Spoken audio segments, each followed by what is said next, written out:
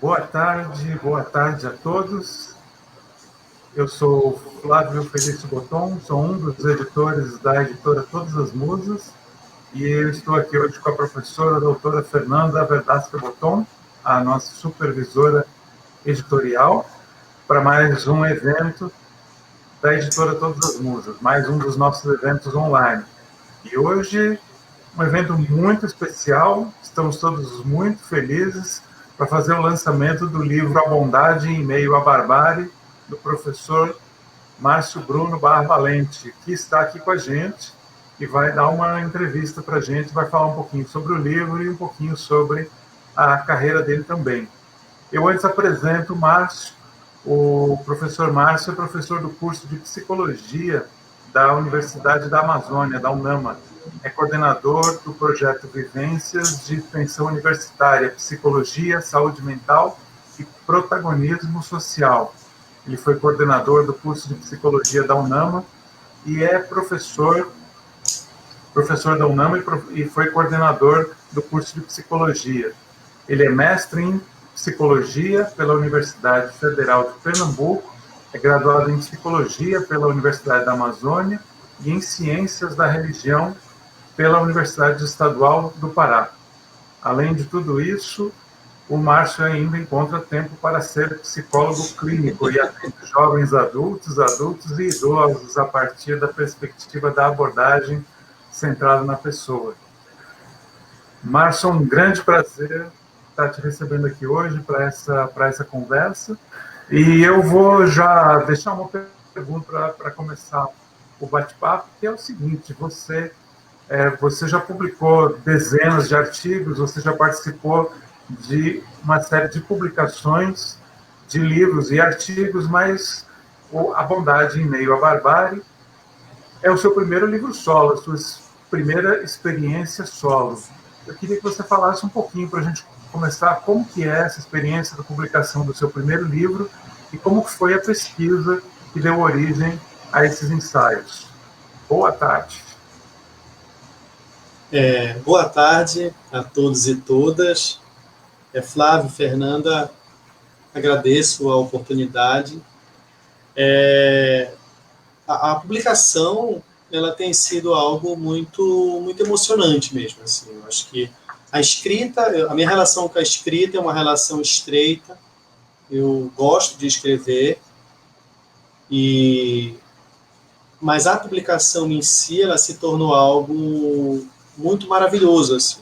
A oportunidade que eu tive condições de abraçar quando encontrei vocês, enquanto editora, e tem sido muito especial, especialmente pela devolutiva das pessoas que já receberam as suas edições, estão compartilhando, estão conversando, estão trocando agradecimentos e se emocionando e se sentindo tocadas pelo texto. Isso tem sido muito surpreendente para mim. A emoção que isso tem me despertado é algo que eu ainda não compreendo bem, mas é algo muito emocionante. Sobre a pesquisa em si, eu estou desde 2012, 2013, mais ou menos, focado nesses estudos, ou na leitura, na verdade, dos testemunhos de sobreviventes do Holocausto, ou de testemunhas do Holocausto, não necessariamente só sobreviventes. Você vai ter um exemplo de uma não sobrevivente, Anne Frank, com uma obra assim, universal, que é o diário dela. Ao mesmo tempo, você teve um sobrevivente, que é o Primo Levi, que é isto, o homem, uma obra também parte da literatura mundial. Então, e o Primo Levi fala enquanto um sobrevivente. Então, desde 2012, como eu falei, final ali de 2012, início de 2013, eu começo as minhas leituras, e essas leituras elas vão levar à construção de resumos, de trabalhos, de ensaios, que foram se maturando a partir de uma leitura cada vez maior, uma participação de cada vez mais pessoas, enquanto interlocutores, e com a presença de algumas instituições muito importantes. O Museu do Holocausto, de Curitiba, com quem eu tive contato por e-mail, recebi uma lista de obras escritas por sobreviventes. Eles têm um trabalho de um refinamento exemplar, e com essa lista eu consegui mapear as obras e me dedicar à leitura dessas obras.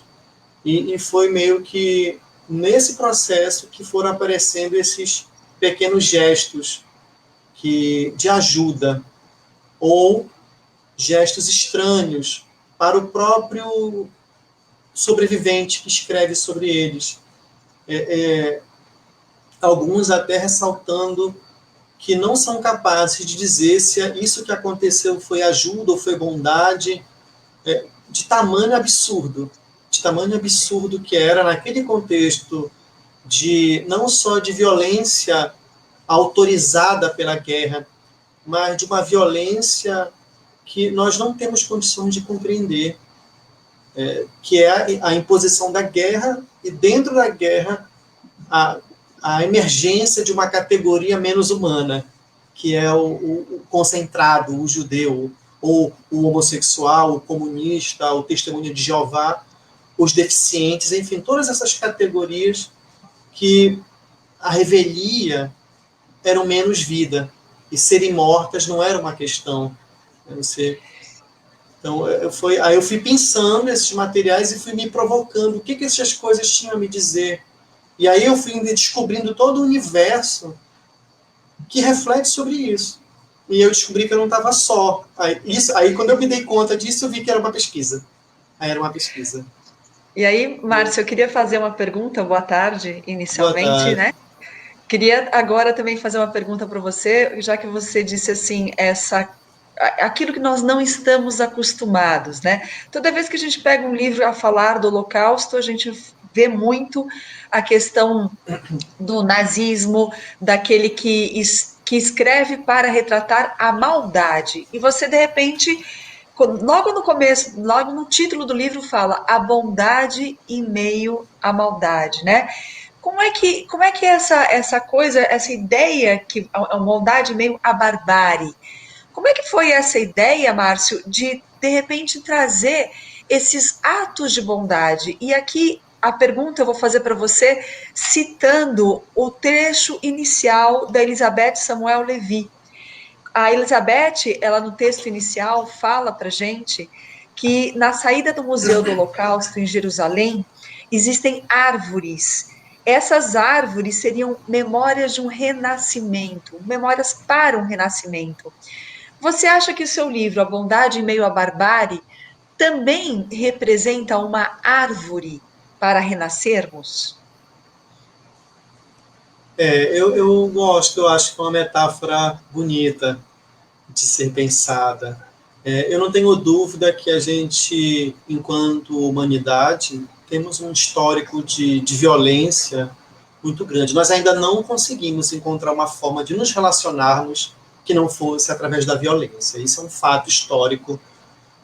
A gente poderia dizer que isso é só uma expressão dos colonizadores europeus, mas não é.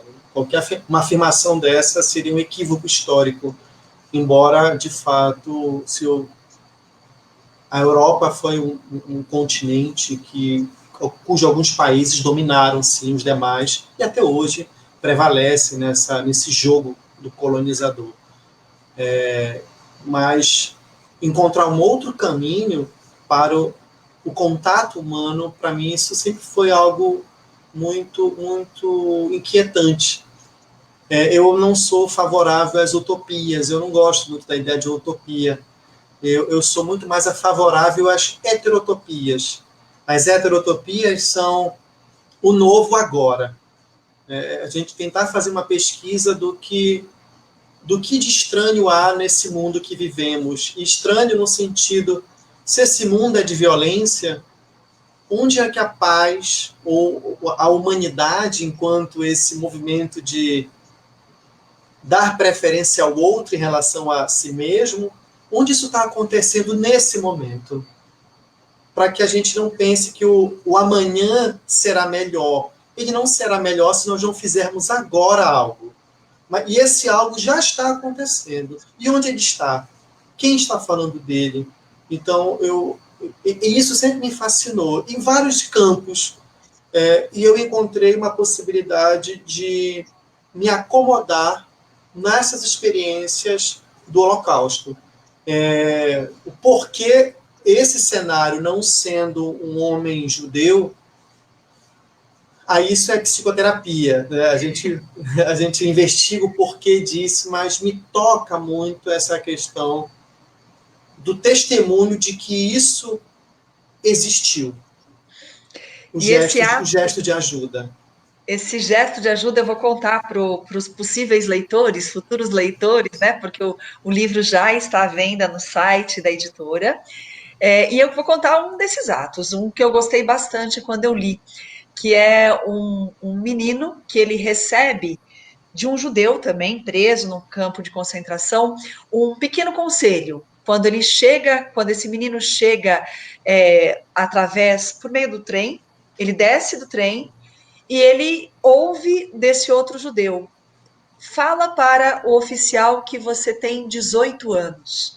E esse menino parece que fica um pouco transtornado. Será que eu devo confiar? Será que eu devo achar que alguém é capaz de ser bondoso em meio a tanta barbárie que tem aqui? E ele confia e assim ele sobrevive. Qual a importância desses pequenos sopros de humanidade em meio à mais completa barbárie que é o Holocausto que o ser humano já viu?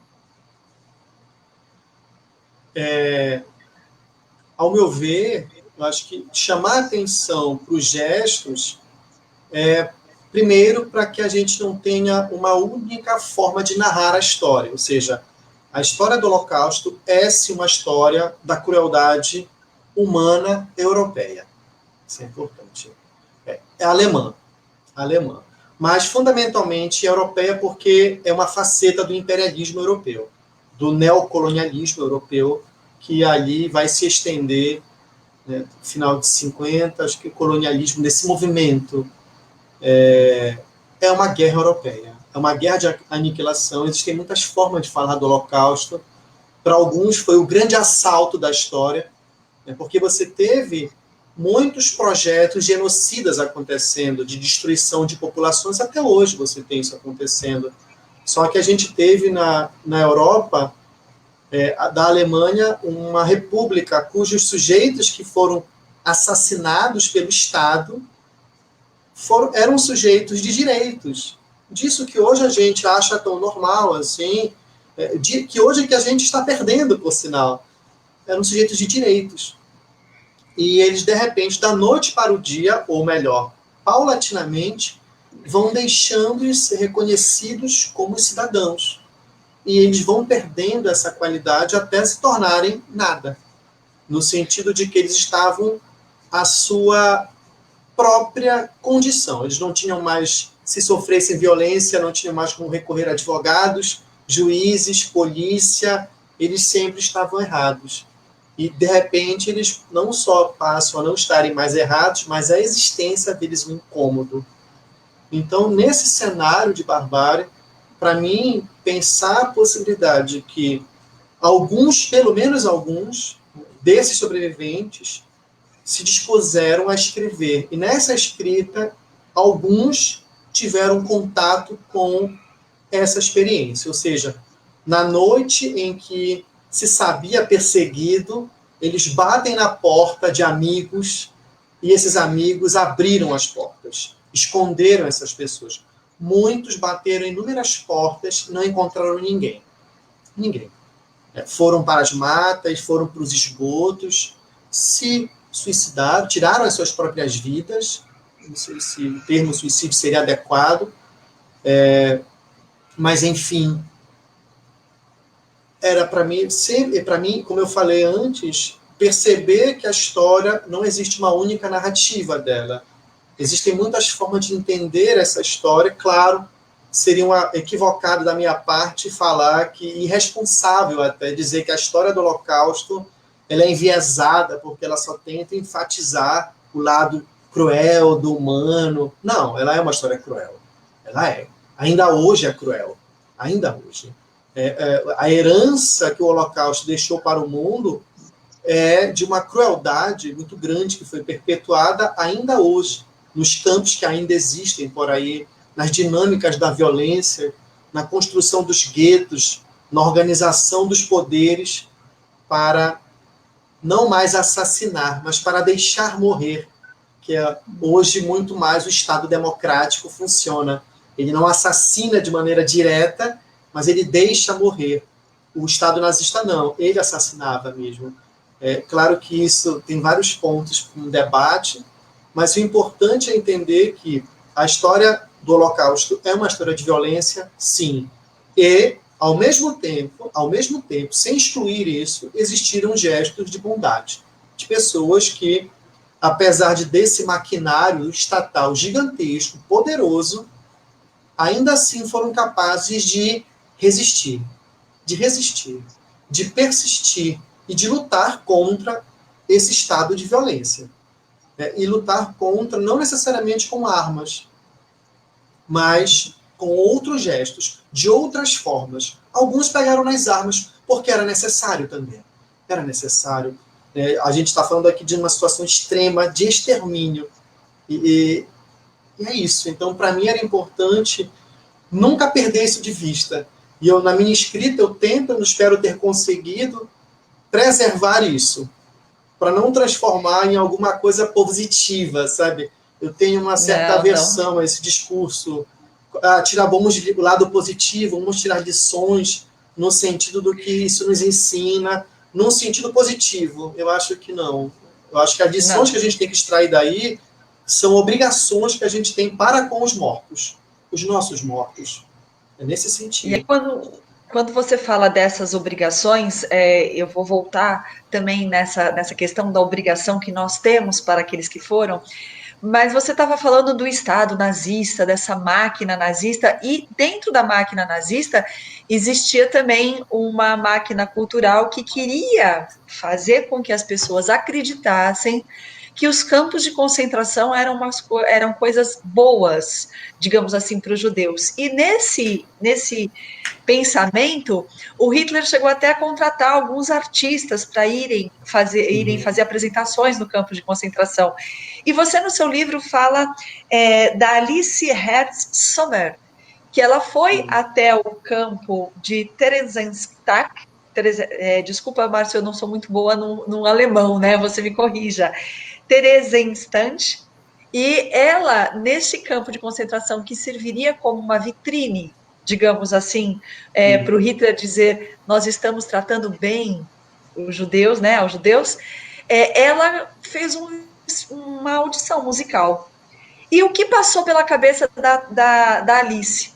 O que ela se perguntou como aqueles alemães, aqueles nazistas, que vinham depois até ela para elogiar a apresentação dela, como é que eles tinham sensibilidade para a música e não tinham sensibilidade nenhuma e por isso que cometiam essa barbárie. Então, na sua visão, Márcio, como se dá a relação entre arte e barbárie? Essa pergunta é um estudo de pós-doutorado, né? Eu acho que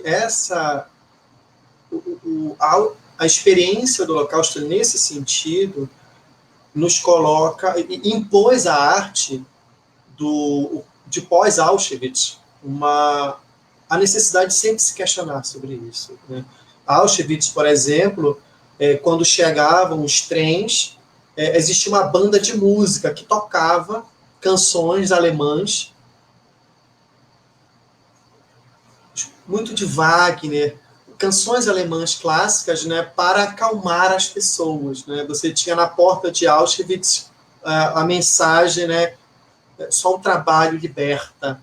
Então, esses slogans, essa forma de funcionar extremamente cruel, porque essas pessoas chegadas eram recebidas com música e eram tratadas sendo exigidas de se organizar em filas, para que pudessem, enfim, se acalmar. A música tinha essa função de acalmar essas pessoas.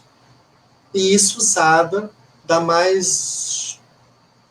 uma crueldade absurda, assim, porque essas pessoas dali, parte dela, já iriam direto para as câmaras de gás, né? Especialmente os idosos e as crianças de colo, crianças pequenas, Então, a arte, aí, ela cumpriu uma função de ser um instrumento político para o extermínio das pessoas. Então, isso é muito interessante, porque a gente pode ter uma noção idílica, né, da arte como sempre essa coisa que fala da alma, do humano, do melhor de nós. Essas visões, elas não fazem mais sentido hoje, após Auschwitz, na verdade, elas já não faziam mais sentido. A pergunta do que é a arte, ou melhor, a quem serve e para que serve a minha arte, está aí para os artistas. Eu não sou um artista, nasci sem dons, a minha habilidade é outra. E isso é uma grande questão, porque esses relatos também vão mostrar que essas pessoas que assassinavam chegavam, quando saíam dos campos, terminavam a sua hora, o seu horário, eles iam escutar a sua música clássica, né? Então, de repente, essa coisa que a gente sempre teve de que uma educação cultural elevada, a filosofia, a música clássica, faz com que as pessoas se tornem mais abertas às outras, não é verdade. Não é verdade. Existe alguma coisa aí que nós ainda não entendemos no processo de lidar com os humanos, de uns com os outros. O que nos faz mais abertos, menos odiosos em relação ao outro, menos cruéis com os outros? Será a arte? Eu não sei. Eu não posso saber sobre isso. Mas essa resposta simples de uma arte elevada faz as pessoas elevadas, isso é uma bobagem. É uma bobagem. É uma imbecilidade, na verdade. E você, apesar disso, né, Márcio, isso é importante. Eu sempre fico assim também, assim, meio horrorizada quando eu sei que o Hitler gostava tanto de arte, né? Ouvia tanto música clássica e tinha aquela ideia de arte pura que ele tinha, que a gente vê naquele Arquitetura da Destruição, né? Ele fala tanto da arte pura.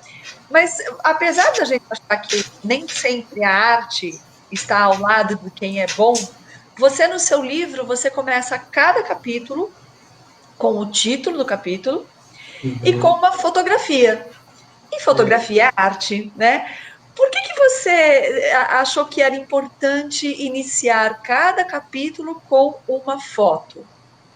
Para mim era importante. Eu não saberia te dizer com muita precisão, mas para mim era significativo que cada título me remetia uma imagem mesmo. Algumas, logo quando eu escrevi, ela já surgia.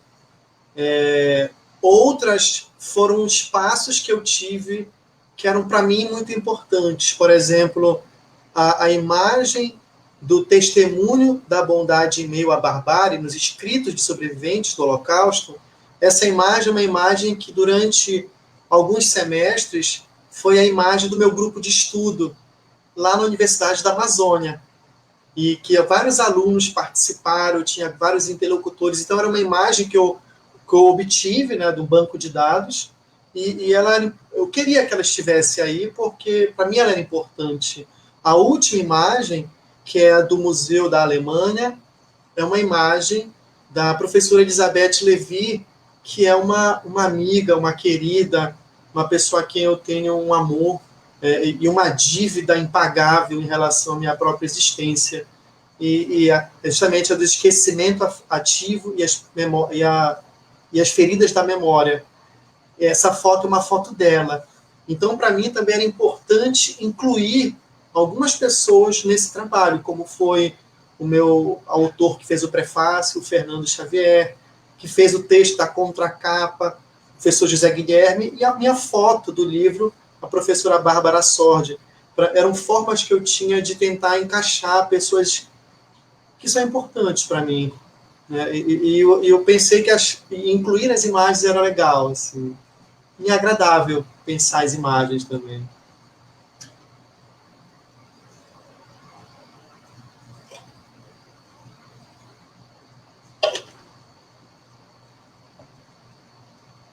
Desculpa, Márcio. Sim. Eu adorei essa questão das imagens, de ter visto as imagens, adorar, lógico, sempre com a questão do pesar, né? Porque é um momento de muita tristeza, e dou a dica aqui para as pessoas, que a gente passou as imagens do capítulo, mas o livro já está à venda, então se você quer ver as imagens ou ler o que o Márcio fala, compra o livro, adquire o livro lá, para que você tenha todo o conhecimento disso que a gente está colocando. E o Márcio falou da professora que fez o prefácio, nós já falamos dela, Elizabeth Samuel Levi, e eu queria falar agora do professor Fernando, que também fez um prefácio, que você acabou de falar dele, mas tem uma ideia dele muito interessante que eu queria que você explicasse para a gente agora, Márcio. O professor Fernando César Costa Xavier, ele fala que o Adorno diz que após Auschwitz a educação ela deveria modificar-se.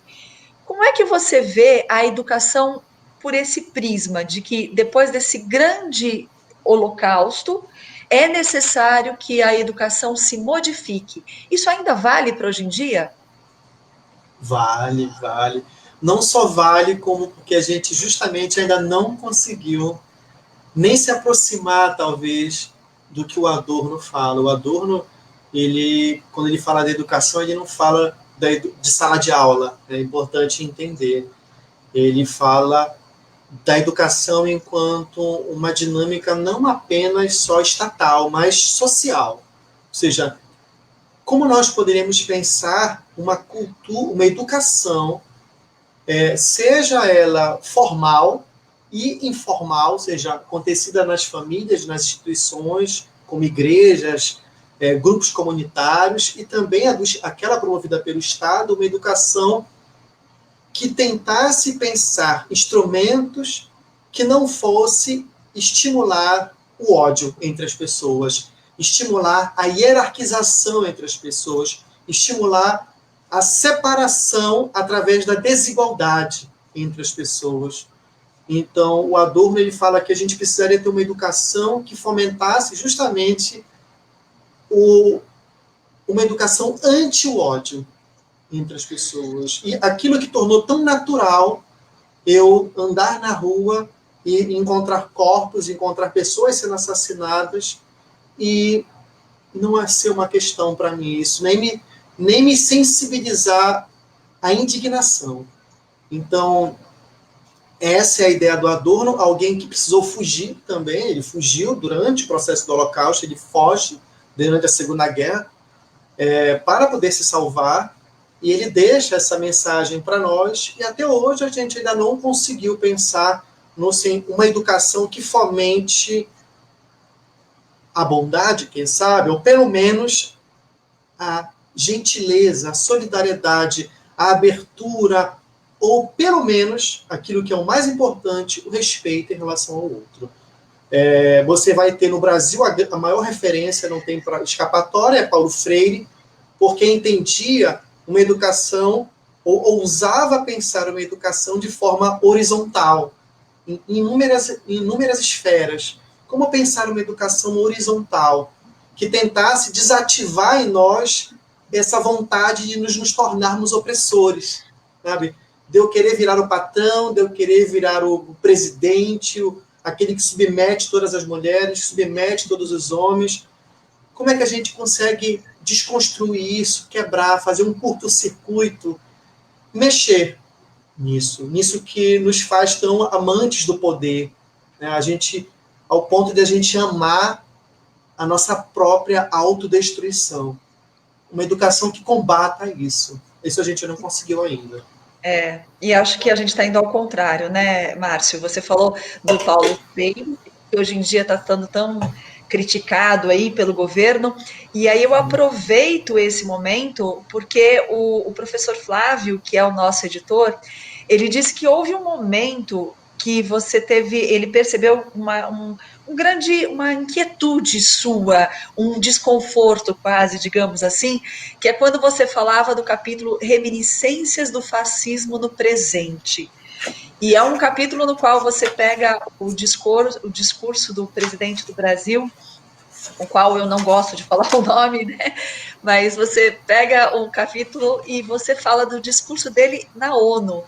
E desconstrói, analisa de uma forma maravilhosa. Fala um pouquinho disso para a gente, Márcio.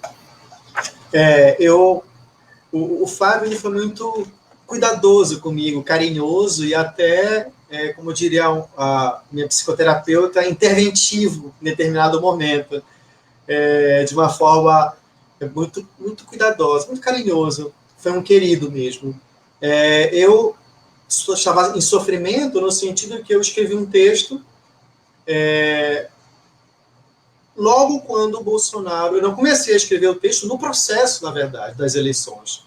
E aí, quando eu termino o texto, é com a questão dele fazendo a fala na ONU. Então, quando eu decido trabalhar o texto. E, enfim, de lá até aqui já se passou mais de um ano.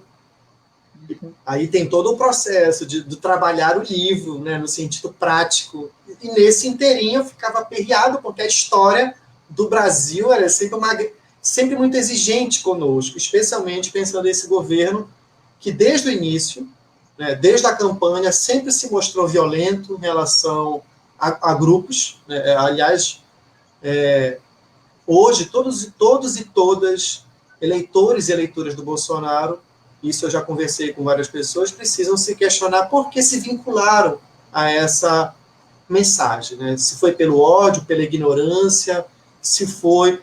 É importante que se faça esse exercício moral, é importante, de consciência, vamos chamar dessa forma, embora para as vidas que hoje estão morrendo não faça diferença. E isso eu enfatizo muito isso a partir de um autor chamado Primo Levi, que não existem desculpas para quem optou pelo ódio. Né? Quem opta pelo ódio faz esse movimento e arcar com as consequências da consciência.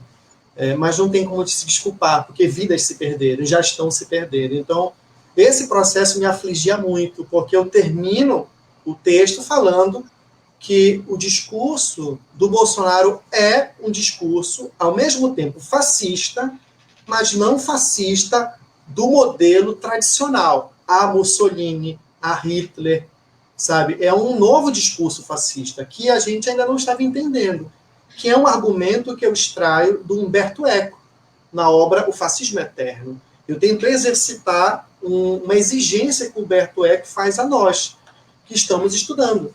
Ele fala, olha, nós que trabalhamos com educação, nós que estudamos, precisamos ter esse compromisso de olhar para isso e falar, olha, alguma coisa está se movimentando e a gente precisa ter cuidado. O final do texto, eu faço até essa reflexão, se não me engano, se o fascismo já não está entre nós. Claro que hoje eu tenho certeza que sim, nós vivemos sob um Estado autoritário com características fascistas mesmo. Só que o novo fascismo. Por exemplo, no meu bairro não tem tanque na rua, mas se eu for para a periferia, a viatura está lá, da polícia militar, fazendo as suas funções, fazendo isso daí. Hoje você está tendo o país enfrentando o Covid às escuras, né? Um percentual cada vez menor de verba destinada ao combate. Então, esse deixar morrer que o governo está promovendo é uma característica de um Estado fascista. É um Estado fascista. E aí eu queria que você ligasse isso, porque essa nebulosa fascista, que você chama assim também, né? Nebulosa fascista, que está em formação, está em atividade atual, né? Como isso está ligado ao Holocausto Inacabado? Está ligado ou não está ligado? O que é o Holocausto Inacabado? Que você cita no livro. Sim. Eu acho que a gente não... Só um ponto, uma correção. Eu acho que nesse ponto o texto já ficou velho. Nós não estamos mais diante de uma nebulosa. A gente já está vendo o fascismo mesmo. Alguns, por alguma questão, não estão percebendo, mas ele já está posto. Ele pode se aproximar aos modelos mais tradicionais, né? Destituir o Supremo Tribunal, fechar o Congresso Nacional, e instituir esse fim da democracia.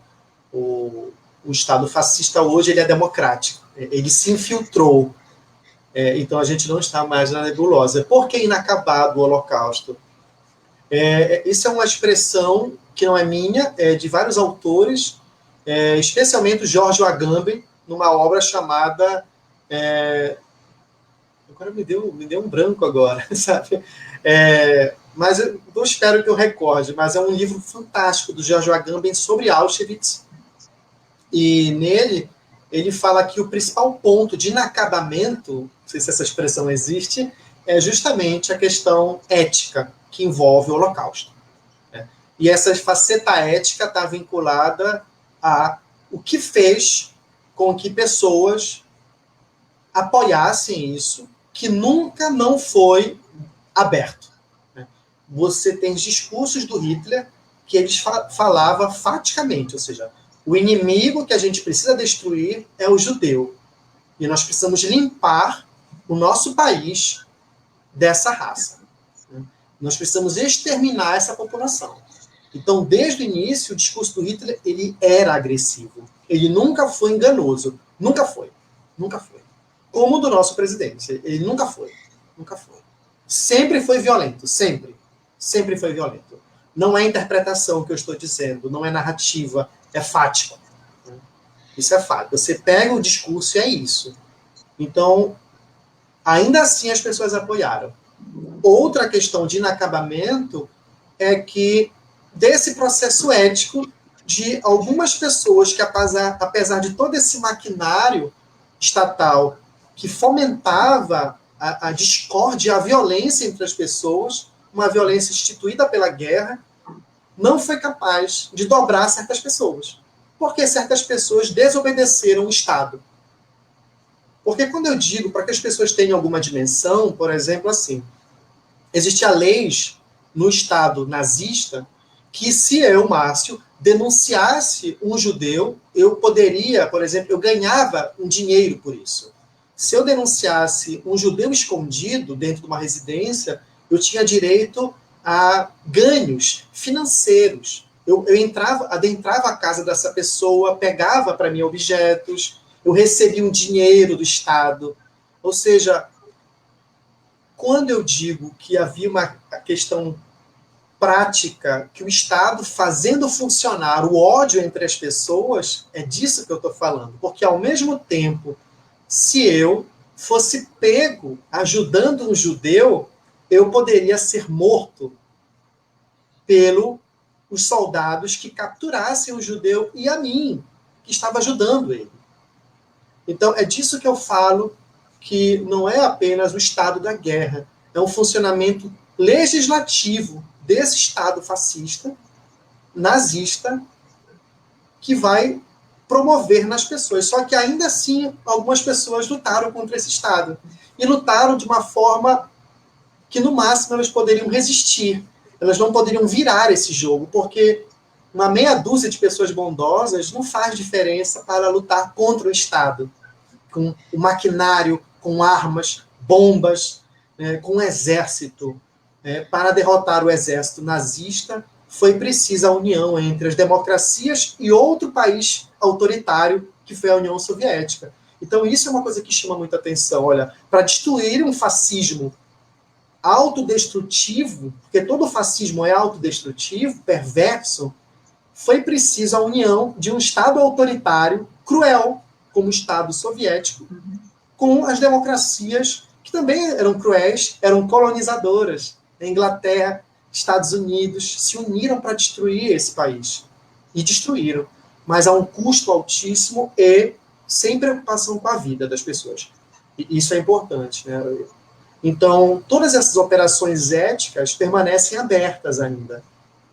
Então, por isso que muitos autores vão dizer que nós ainda não conseguimos entender o Holocausto no sentido ético. A gente já entende alguns impactos econômicos, hoje já tem estudos sobre as questões referentes a como na população judia impactou no número de descendentes, sabe?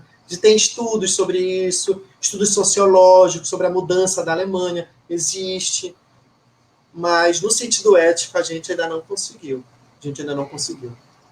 E aí, dentro desse sentido ético, Márcio, você coloca para a gente uma coisa que eu achei bastante interessante, que num capítulo chamado Esquecimento Ativo e as feridas da memória.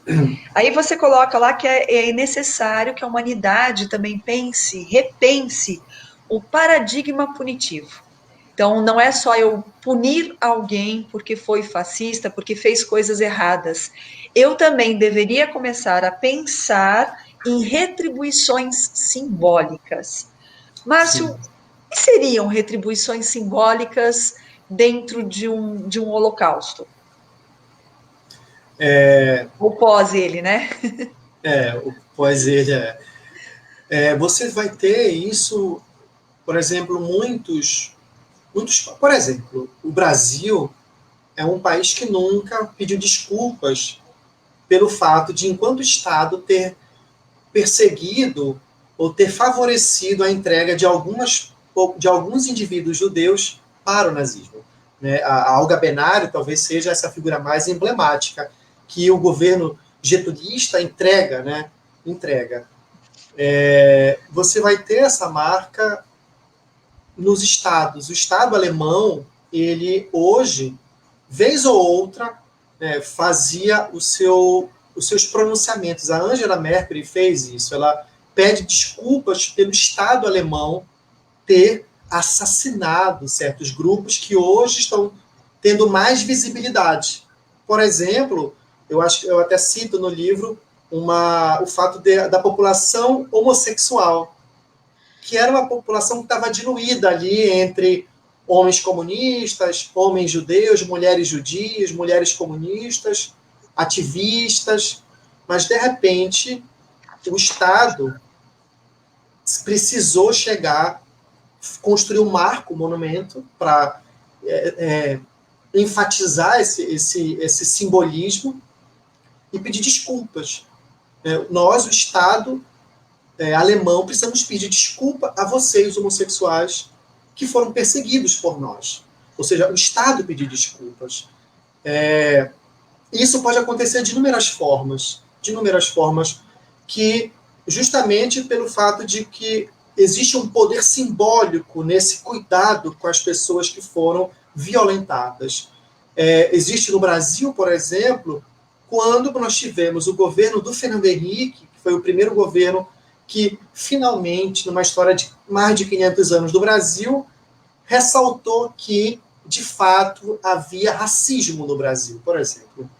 Eu acho que existe racismo no Brasil. O Fernando Henrique se pronuncia, e ele, enquanto presidente, faz isso, ele ratifica que o Estado precisa olhar para isso, ou seja, para uma marca de uma população, de inúmeros grupos que foram escravizados, foram sequestrados, trazidos para o país e explorados até a morte. E quando nós pensamos, por exemplo, uma retribuição simbólica, você tem isso, por exemplo, na criação das cotas públicas, das cotas para estudantes negros e negras.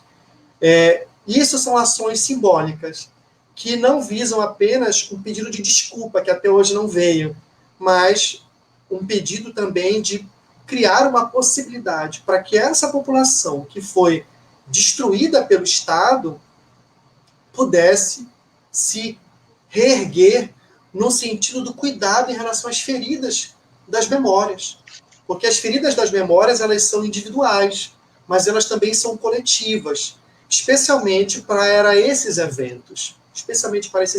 Então, quando eu cito no livro, eu trago justamente a necessidade de deslocar para a simples punição. Ou seja, até hoje, houve, por exemplo, acho que essa semana, houve justamente a condenação de um homem de mais de 90 anos na Alemanha que trabalhou dentro de um campo de concentração nazista.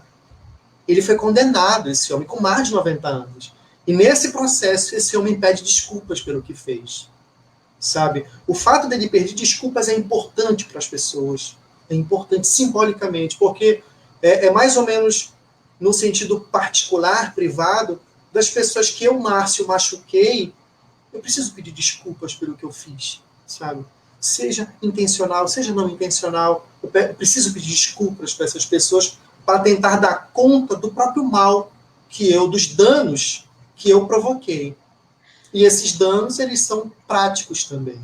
Por exemplo, quando eu penso que a população judia diminuiu consideravelmente nesse país. Então, a Alemanha até hoje paga bolsas, paga tributos, retribuições a famílias de judeus condenados. Quem dera que o nosso Estado brasileiro pudesse fazer isso com a população dos quilombos, que hoje estão perdendo, né? Estão perdendo as áreas dos quilombos, que o reconhecimento das áreas e essa, como eu posso dizer, esse reconhecimento e essa retribuição é parte justamente de cuidar das feridas das memórias. E não produzir o esquecimento ativo, que é a primeira parte lá que tu falaste. Eu acho que você respondeu um pouquinho, mas a Bárbara Sordi, ela fez uma pergunta para você, e eu acho que é legal você retomar, né? O que podemos aprender com as vivências do Holocausto? Responde para a gente. O que a gente pode aprender com as vivências do Holocausto? É uma pergunta... No livro, eu extraio algumas lições do Holocausto.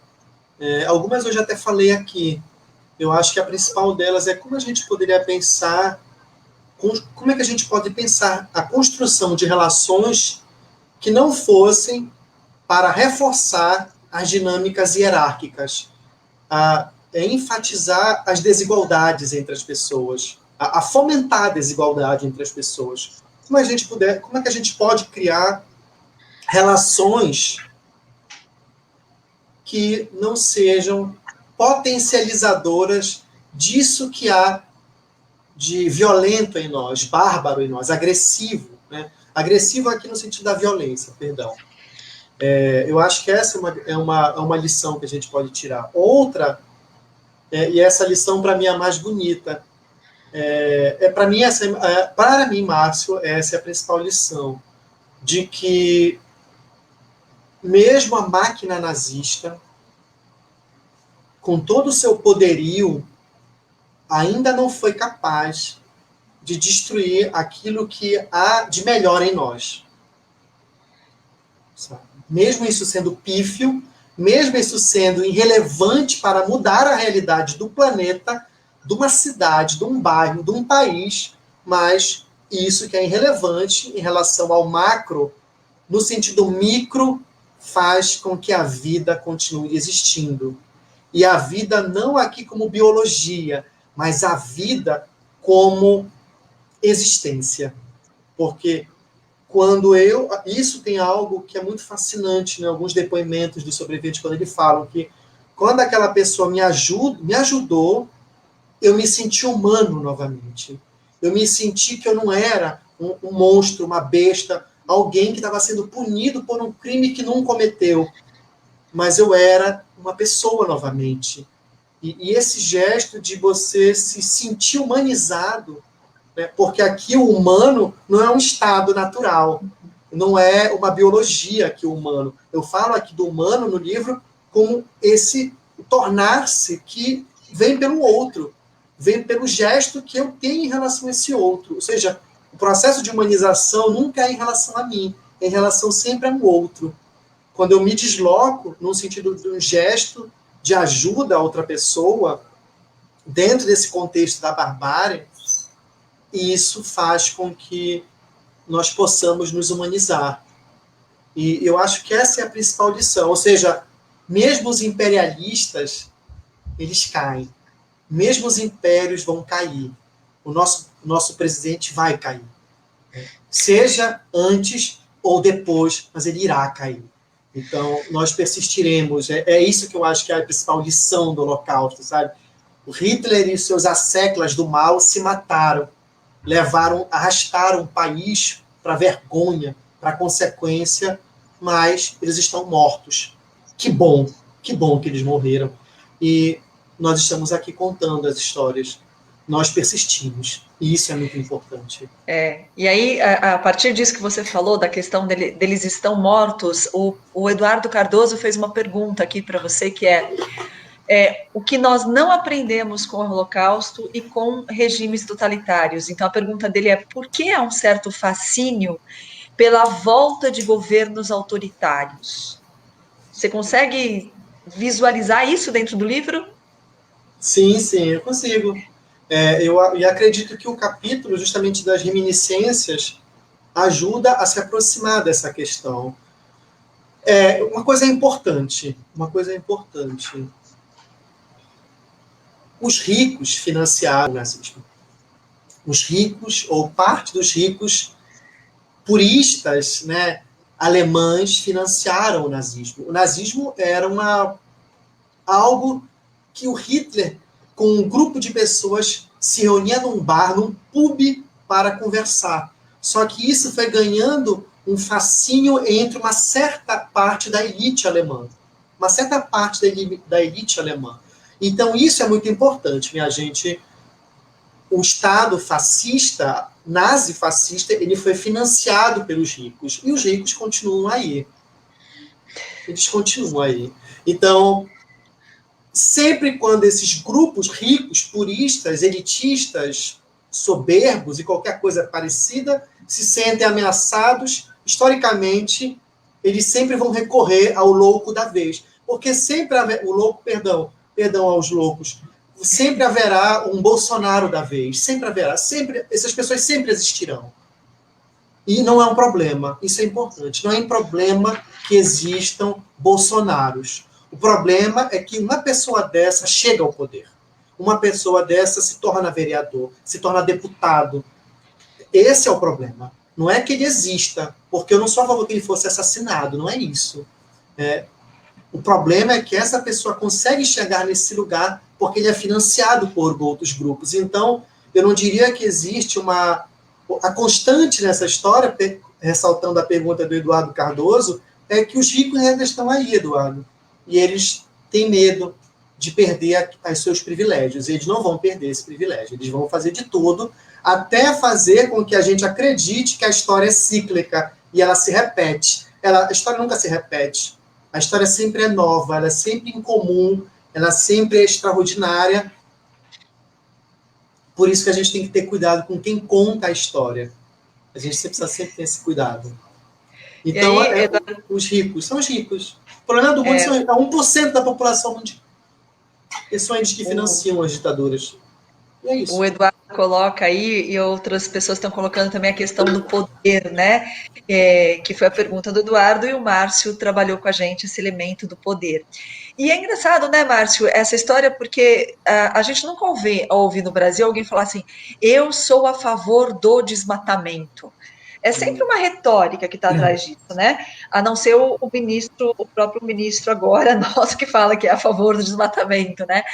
Mas como essa história de que eu não falo que eu sou a favor do desmatamento, mas de repente eu tenho uma gama grande de jovens que não sabem que o Holocausto existiu, ou que esquecem que a ditadura e o Holocausto são coisas que devem ser estudadas e que existiram, e que, como é que essa retórica, eu não falo que o desmatamento deve existir, mas eu voto em alguém que promove o desmatamento, né? Eu não falo que esses movimentos não existiram, que o Holocausto não existiu, mas eu acabo votando para alguém que promove práticas semelhantes ao Holocausto. Sim. Tem esperança para esses jovens ainda? Eu sou uma pessoa que eu me obrigo a ser esperançoso, embora na maior parte do tempo não consiga. Porque, como eu te falei, eu gosto muito da ideia da heterotopia. Né? Eu gosto de dizer que existe aí existe algo diferente. Existe esse jovem que vai apoiar esse candidato porque, por alguma razão, ele se identifica. Né? E aí você tem obras maravilhosas para entender isso, produzidas pelo Erich Fromm, um psicanalista social, pelo próprio Adorno, da Escola de Frankfurt, Horkheim. A Escola de Frankfurt talvez seja a própria psicanálise, com Freud, vai pensar também alguma coisa, mas os trabalhos posteriores estão mais contundentes porque são após Auschwitz. Então, para a gente entender por que esse jovem se fascina, em parte é a ignorância mesmo. Eu acho que, nesse sentido, a nossa educação ainda é medíocre nas escolas, em todas as esferas. A gente tenta inserir, nós professores, eu sou professor de uma universidade, nos espaços que nós temos e com todo o respaldo e garantia das nossas coordenações, a gente consegue inserir temáticas como o debate feminista sobre a questão das relações de gênero, a questão do racismo, da luta antirracista. A gente vai encaixando isso nos conteúdos da psicologia, por exemplo. Porque a gente precisa entender que isso não só existe, mas isso está tirando vida de pessoas. Tem pessoas que estão morrendo por conta dessas questões. Então, a gente precisa ter esse cuidado para que outra mensagem chegue ao jovem. E aí ele tenha também recursos para decidir, escolher, quem sabe. Mas é claro que é sempre difícil, porque isso sempre vai passar. Por isso que a ideia não seria produzir, e essa é a grande fraqueza, talvez, do Estado democrático, que é possibilitar ao outro o debate sobre isso. E é importante pensar também essa democracia que não é a favor da intolerância, que a gente teve esse discurso de uma democracia intolerante, né? Que é muito que a gente vê hoje, mas isso é a opinião dele, mas não existe opinião que agrida o outro. A agressão ao outro, a violência ao outro é sempre violência, e ela nunca deve ser levada a um rol de opinião. Mas é claro que as fake news, as dinâmicas que nós temos, ainda dificultam para alguns de nós de perceber isso, de achar que a gente está falando da mesma coisa, que é uma questão de opinião, mas não é. Então, como fazer com que isso chegue aos jovens? A gente tem hoje isso aqui, a internet, talvez seja o veículo mais interessante para que outras formas de narrativa, de compreensão de mundo, cheguem aos jovens, para que eles possam perceber que existe uma outra forma de existir, uma outra forma de lidar com o outro, que não seja só destruí-lo. Que destruir o outro não é resposta, nunca é uma resposta à destruição do outro, e isso é importante. Eu acho que você falou uma palavra que eu gosto muito, né? Ignorante, né? O ignorante é aquele que não sabe, aquele que ignora, né? Eu não conheço e por isso eu faço coisas que eu não deveria fazer, né? Então, retomar a questão do Holocausto é tão importante, analisar essa análise que você faz de atos de bondade para a gente também observar, né, Márcio? Que é capaz de eu fazer um ato de bondade.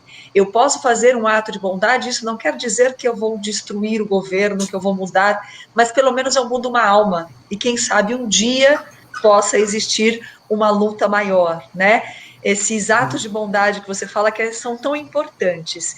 E o Flávio, ele fez questão de finalizar a live com uma pergunta aqui para você, então eu vou passar para ele agora, que ele quer falar de um ato de bondade. Flávio, com você? Voltei. Márcio, eu me lembro muito bem daquele capítulo que a gente fala de reconciliações com a vida e com a morte, né? Esse eu acho muito marcante. Mas o que eu queria terminar essa nossa conversa, né, encerrar esse nosso bate-papo, né, com um depoimento extremamente emocionante que está no livro, que é do Henry Katina, o sobrevivente do Holocausto, que você destaca, eu acho que a gente até conversou, você e a Fernanda conversaram sobre isso, né? Aquela pergunta das pessoas sobre como é possível ter fé na humanidade depois da experiência dos campos de concentração e de ver tanto sofrimento.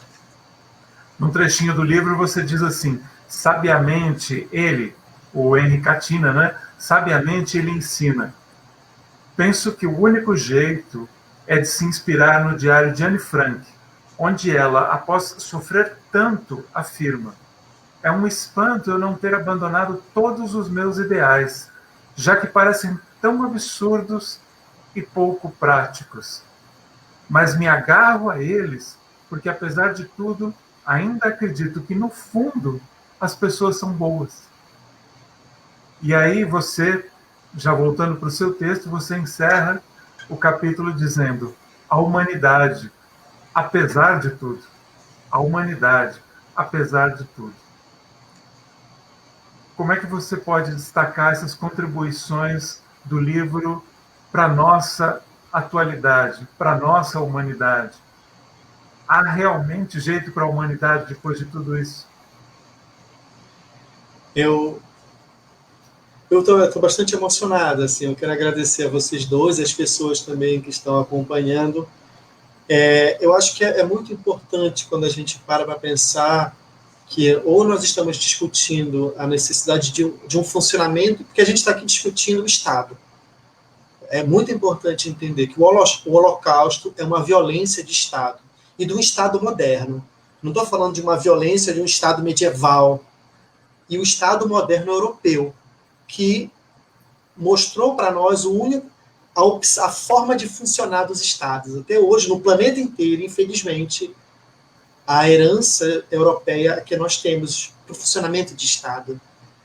E hoje, quando a gente para pensar sobre isso, a gente está falando de um Estado totalitário e fascista que a opção é sempre autodestrutiva.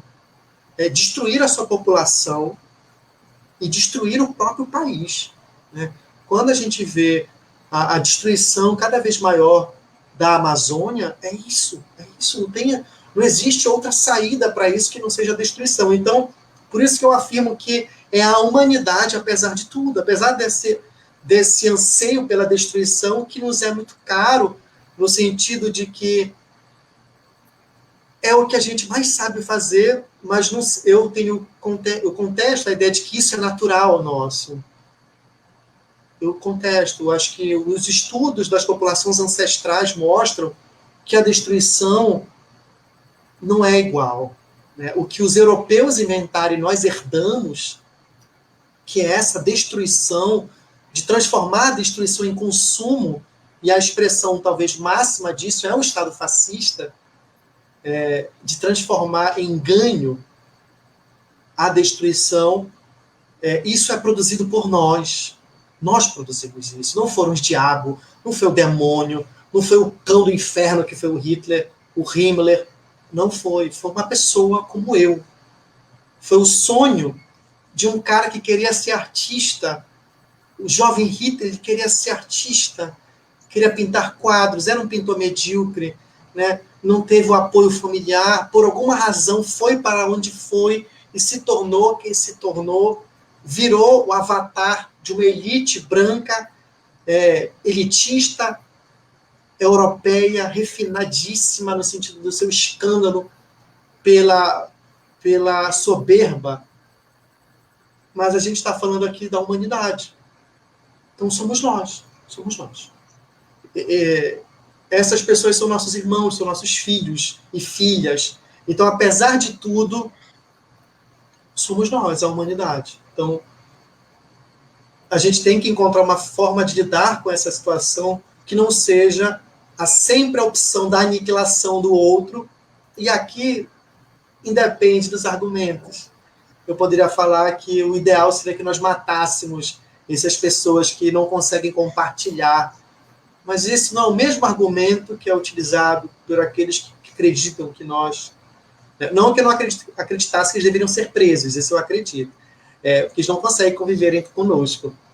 Mas eu acho que a gente precisa ainda apostar na humanidade. Apesar disso, apesar de tudo, do que a gente é capaz. Né?